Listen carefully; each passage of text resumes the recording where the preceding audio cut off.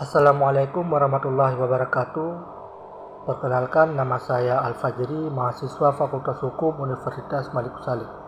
Pada kesempatan kali ini saya akan menjawab pertanyaan ujian akhir semester mata kuliah Hukum Perdata yang diampu oleh Bapak Arif Rahman SHMH. Baik, kita langsung ke pertanyaan yang pertama. Pertanyaan pertama, jelaskan manusia sebagai subjek hukum dan badan hukum sebagai subjek hukum. Baik, saya akan menjawab.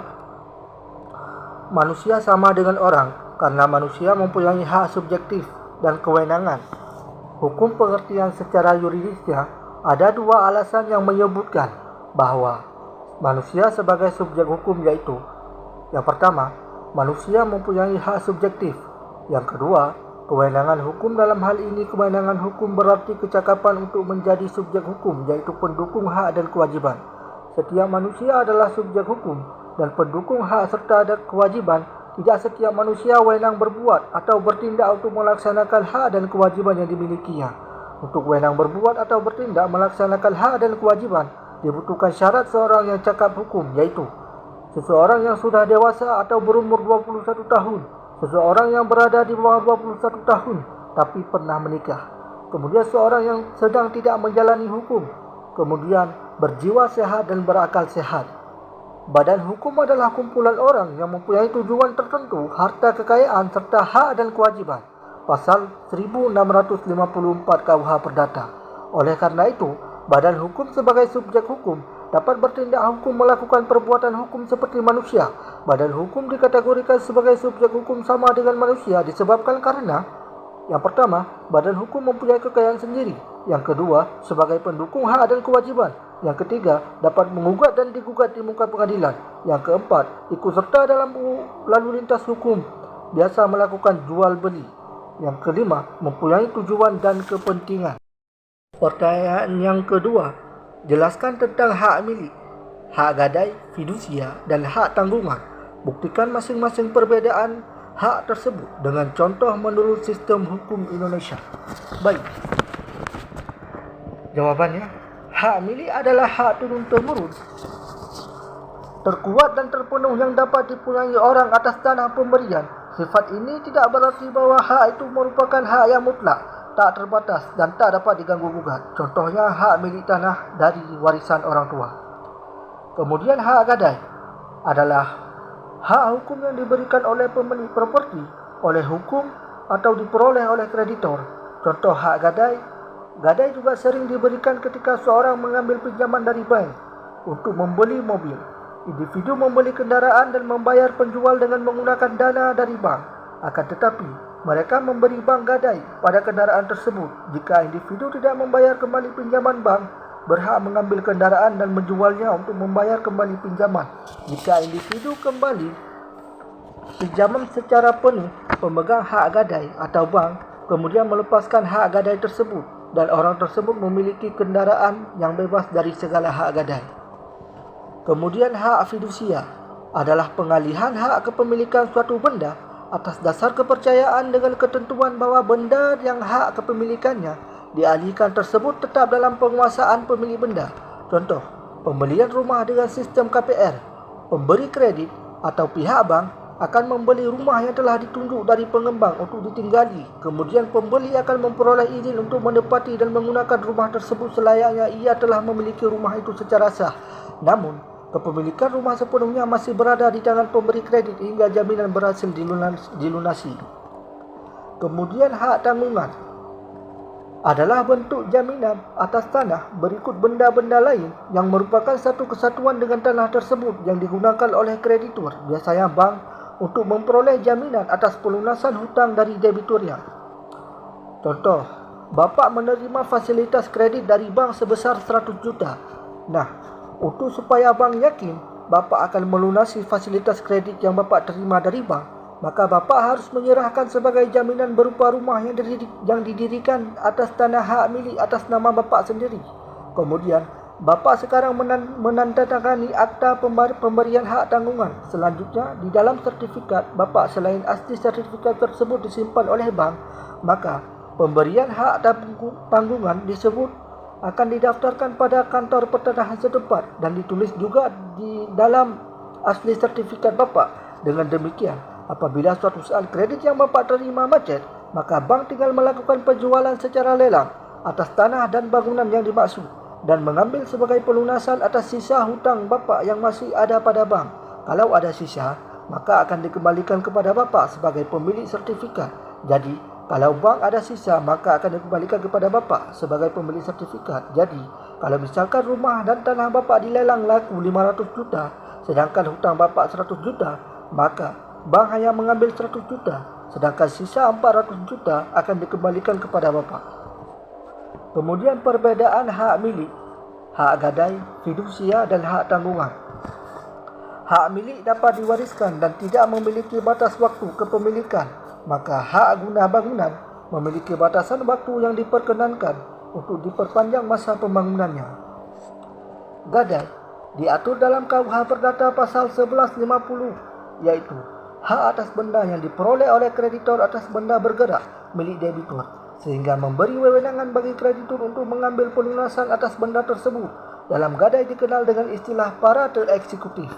Artinya, pemegang gadai diberikan hak untuk melakukan eksekusi jual lelang atas barang yang digadaikan tanpa melalui pengadilan.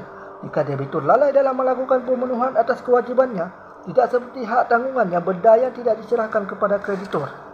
Syarat mutlak gadai adalah barang gadai harus dilepaskan dari penguasaan debitur, dari penguasaan yang dimiliki oleh kreditor ataupun pihak ketiga lain yang disepakati para pihak sampai seluruh hutang debitur dilunasi atau disebut hak retensi.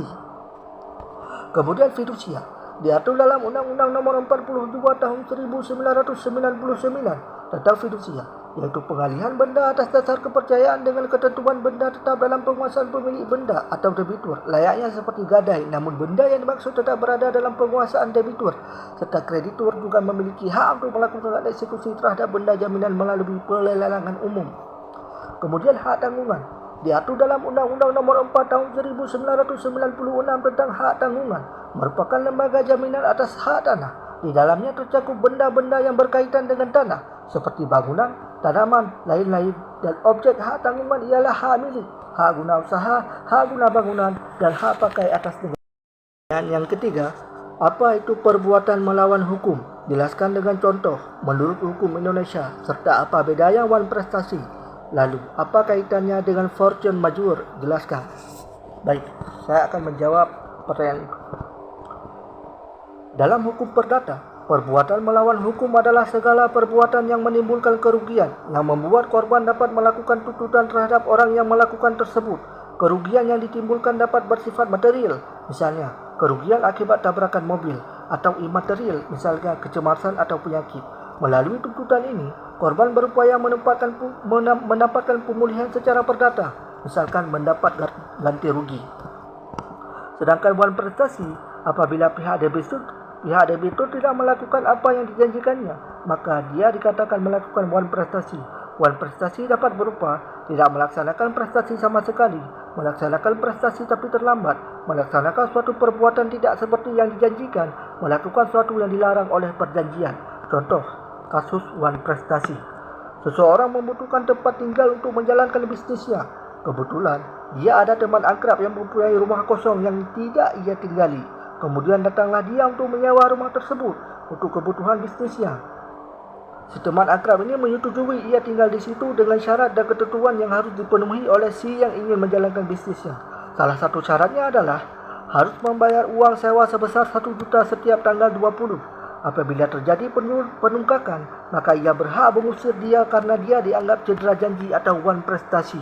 Kemudian force majeure adalah keadaan di mana debitur gagal menjalankan kewajibannya kepada pihak kreditur dikarenakan kejadian yang di luar kuasa pihak yang bersangkutan, misalnya karena gempa bumi, longsor, banjir, kerusuhan, perang, dan sebagainya.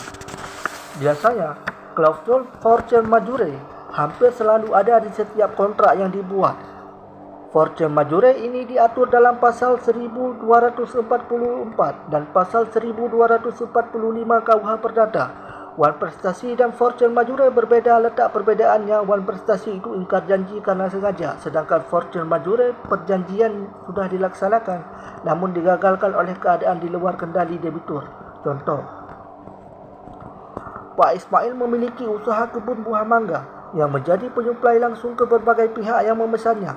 Pada suatu hari, truk yang membawa muatan buah mangganya mengalami kecelakaan akibat bencana alam, sehingga produknya tidak sampai kepada pemesan. Dalam peristiwa ini, Pak Ismail sebenarnya telah menjalankan kewajibannya dengan etikat baik, tetapi kecelakaan itu berada di luar kendalinya. Dengan ini, Pak Ismail tidak dianggap lalai dan tidak bisa dituntut ganti rugi. Pertanyaan yang keempat, apa itu daluarsa? Apakah ada kaitan masa daluarsa dalam pembuktian perkara pidana dan perkara perdata dalam sidang peradilan? Baik, saya akan menjawab pertanyaan itu. Daluarsa adalah gugurnya tuntutan kasus dalam jangka waktu yang sudah disesuaikan dengan diatur dalam undang-undang khusus. Artinya, setiap laporan kasus akan diberikan masa daluarsanya. Mengingat kasus kejahatan cukup banyak dalam kasus daluarsa pidana, artinya masa habis tuntutan atau kasus yang tidak diadili lagi karena terjadi pelanggaran akibat perbuatan pidana. Sementara itu, ada juga tindak pidana yang diberikan daluarsa akibat pelanggaran terhadap hak seseorang. Dari kedua tindak pidana tersebut, ada perbedaan masa daluarsa serta peraturan tambahan yang berlaku. Pembuktian perkara pidana dan perdata dalam sidang peradilan. Yang pertama, kasus korupsi. Sebagai kasus daluarsa tindak pidana yang sudah sangat banyak terkena masa hukuman pada pelaku, hingga berbagai cara bisa dilakukan untuk membuat proses memakan waktu lama. Korupsi menjadi momok bagi hukum di Indonesia karena hampir setiap tahunnya akan ada kasus mengenai korupsi. Permasalahan korupsi memakan waktu terbilang lama karena membutuhkan data sebagai buktinya. Contoh, pada kasus daluarsa tindak pidana ini didapati dengan jumlah yang cukup besar. Bahkan diprediksi terdapat 22 kasus korupsi yang akan daluarsa pada tahun 2022 ini. Pemberantasan tindak pidana korupsi sudah jelas ditulis dan diatur dalam Undang-Undang Nomor 31 Tahun 1999, Pasal 78 Ayat 1 Angka 4, Kitab Undang-Undang Hukum Pidana. Kejahatan yang diancam dengan pidana mati atau penjara seumur hidup. Masa daluarsanya adalah 18 tahun. Tindak pidana korupsi merupakan delik yang sanksi pidananya dapat berupa hukuman mati atau penjara seumur hidup. Karena kasus korupsi terbilang cukup kompleks, maka biasanya masa daluarsa dari kasus ini harus didiskusikan dengan mempertimbangkan jumlah angka korupsi pelaku. Kemudian yang kedua, kasus tidak bayar hutang sebagai daluarsa tindak pidana hukum perdata. Kasus ini mungkin terdengar sepele, padahal tidak membayar hutang dan kabur dari kewajiban yang berkepanjangan dapat menyebabkan daluarsa.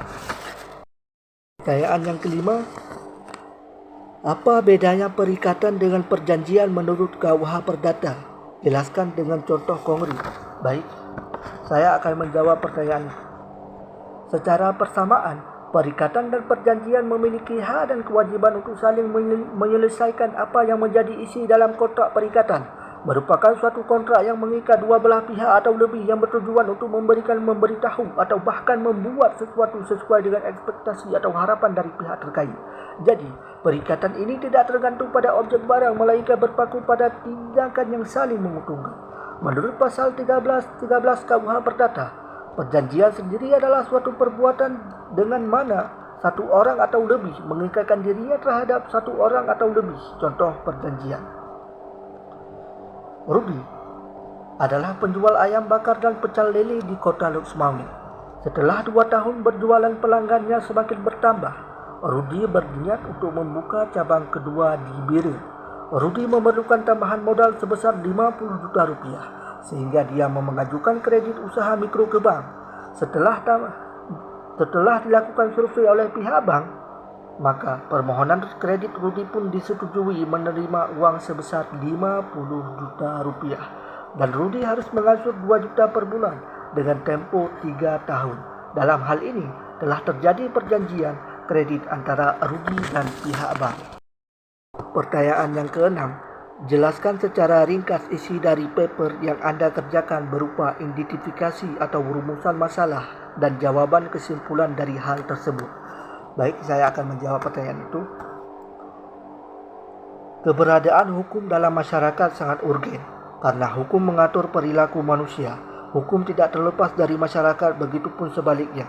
Karena selain hukum berfungsi pasif, hukum juga berfungsi aktif untuk mengontrol setiap tindakan individu dan selalu berusaha membawa masyarakat ke suatu perubahan yang terencana. Hukum adalah seperangkat aturan yang mengikat dan memaksa masyarakat. Proses pelaksanaannya harus dipaksakan dengan jalan menjatuhkan sanksi agar tujuan daripada hukum dapat tercapai. Tujuan hukum memberikan kemanfaatan yang bersifat universal, yaitu bagaimana menciptakan perdamaian dan ketentraman dalam lingkungan masyarakat. Perbedaan dalam masyarakat membuat persinggungan yang berkelanjutan. Hukum yang digunakan sebagai sarana perubahan dalam masyarakat, yaitu dapat berupa hukum tertulis dan tidak tertulis. Hukum tertulis yaitu undang-undang yang bertujuan sebagai alat pembaruan hukum.